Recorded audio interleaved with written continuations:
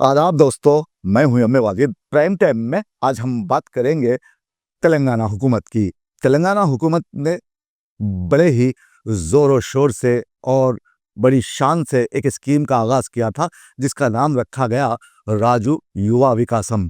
और कहा गया कि इस स्कीम के तहत बेरोज़गार नौजवानों को रोज़गार से मरबूत किया जाएगा।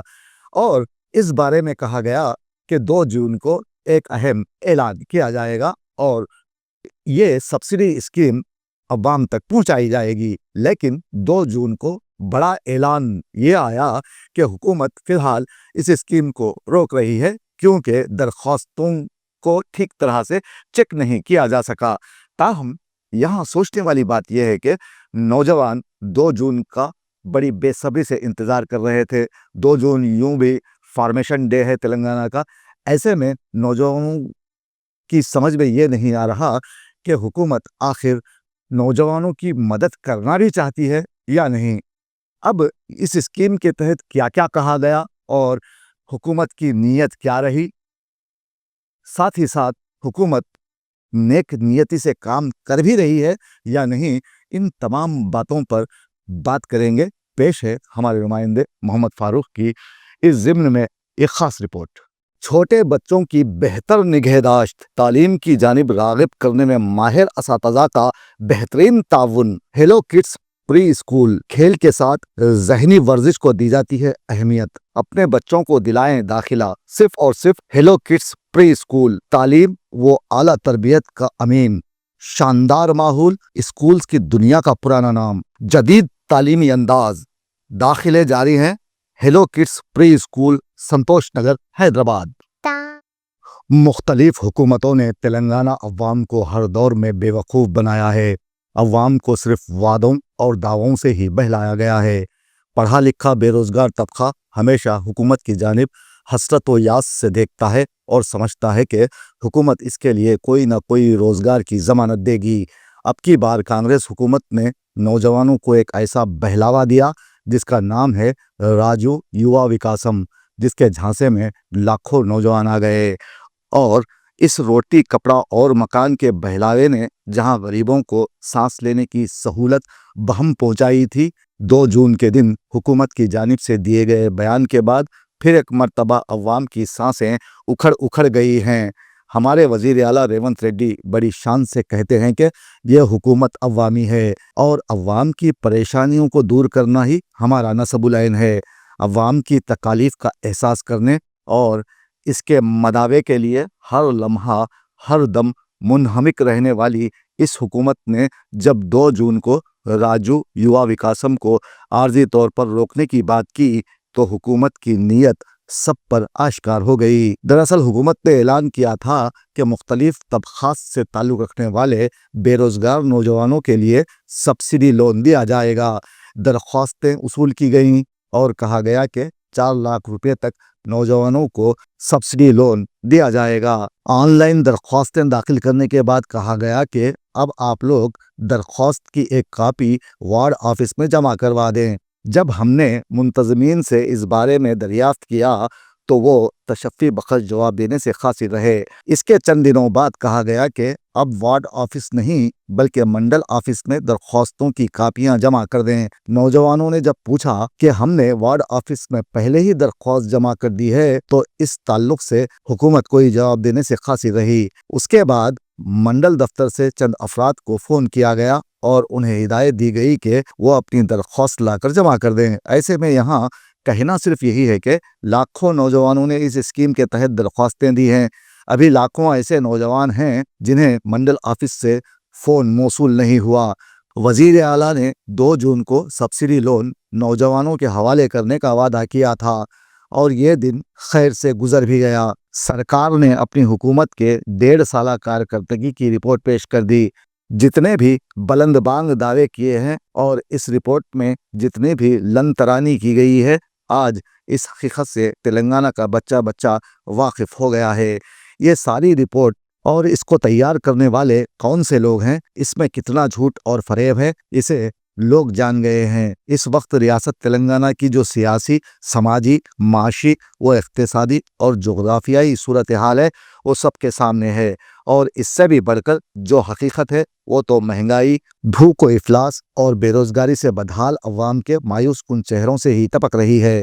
ہم نے کئی مرتبہ موجودہ حکومت کے ذمہ داروں سے بات کرنے کی کوشش کی۔ اس تعلق سے ان سے استفسار کیا گیا تو پہلے وہ ادھر ادھر اور بعض اوقات خود اپنی ہی بغلیں جھانکتے ہوئے تیزی سے کنی کٹا کر بھاگ نکلے، اور کچھ مہنگائی کی نسبت دیش کے دیگر ریاستوں سے نتھی کر کے نت نئی تعویلیں دینے لگے کہ مہنگائی اور بے روزگاری کا مسئلہ صرف ہماری ریاست کا ہی نہیں بلکہ اس کے شکنجے میں دیش کی کئی ریاستیں ہیں۔ جب سے ریاست تلنگانہ کی تشکیل عمل میں آئی ہے تب سے حکومت قرض میں ڈوبی ہوئی ہے۔ پہلے KCR نے فارم ہاؤس میں بیٹھ کر ریاست کی نیا ڈوبو دی، اس کے بعد کانگریس پارٹی نے ریاست کی باغ ڈور سنبھالی، لیکن یہاں کے غریب نوجوان 15 سال ہونے تک چور، ڈاکو، لٹیرے اور بے روزگار بن گئے۔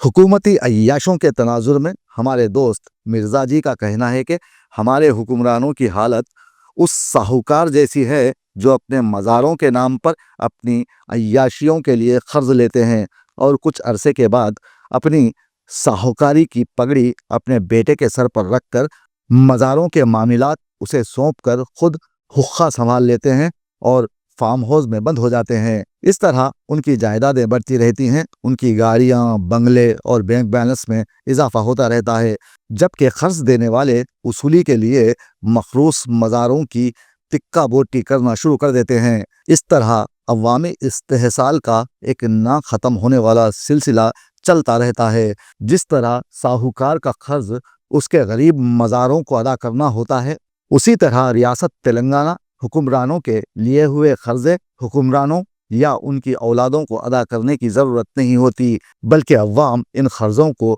بمعِ سود ادا کرتے کرتے مر جاتے ہیں۔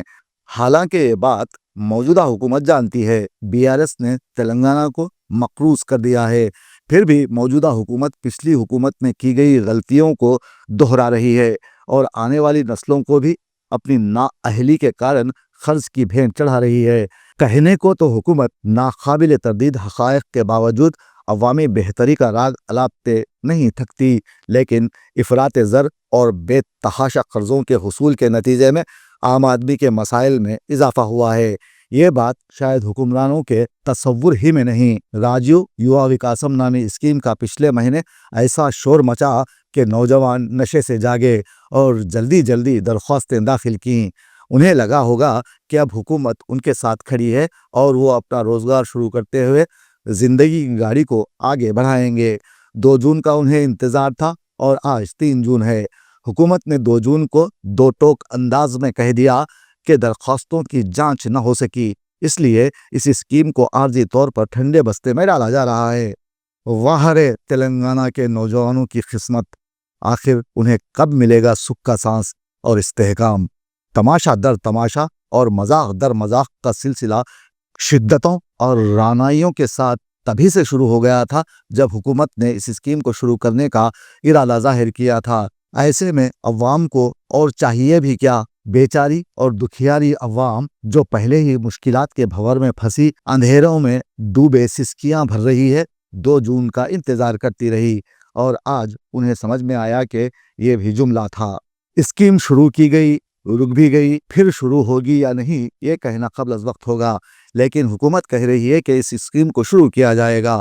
کب، اس کا جواب کوئی نہیں دے سکتا۔ ایسے میں غریب اور بے روزگار نوجوان پھر ذہنی اضطراب و مایوسی کا شکار ہو کر ایک دوسرے کا منہ تک رہے ہیں، جبکہ طویل عرصے سے شش و پنج میں مبتلا حکمران اپنے چہروں پر زبردستی مسکان سجائے پھر وہی راگ الاپ رہے ہیں۔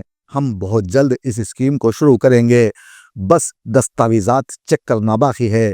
معاملہ کچھ بھی ہو، تیزی سے غیر مقبول ہوتی اور شدید مشکلات کا شکار کانگریس حکومت کو ابھی بھی اپنی ذات اور اپنے آشیانے سے آگے نہ تو کچھ دکھائی دے رہا ہے اور نہ ہی کچھ سجھائی دے رہا ہے، اور اتفاق سے اگر کچھ دکھائی دے بھی رہا ہے تو زیادہ سے زیادہ وہی خوشامدی اور جی حضوری ٹولہ یا پھر اپنا خوفناک انجام۔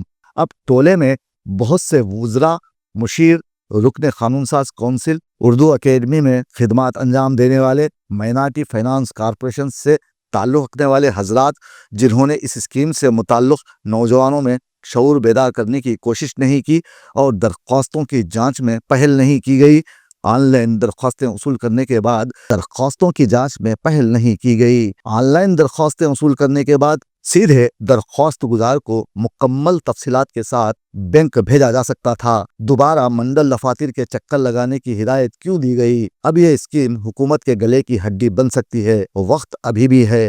حکومت نوجوانوں کی بہتری اور انہیں روزگار سے جوڑنے کے لیے جو قرض دے رہی ہے وہ بینک سے مربوط ہے، اس لیے درخواست گزاروں کو بلا وجہ پریشان نہ کیا جائے۔